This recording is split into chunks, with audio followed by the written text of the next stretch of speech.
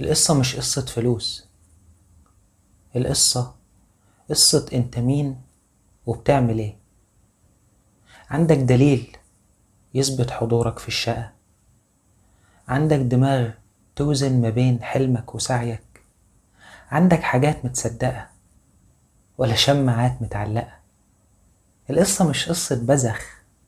والله كل العاشقين لم يحلموا يعيشوا في قصور. مكان ولو على القد ينطح حزنهم أحسن لهم من كل نطحات السحاب. الحب مش قد الحاجات. لو كنت عايش أمنيات وتأملات من غير ما تدي الوعد وتقول وعد حر. الحب حلو، والقصة مش قصة فلوس. القصة قصة قد إيه يلزم له مر.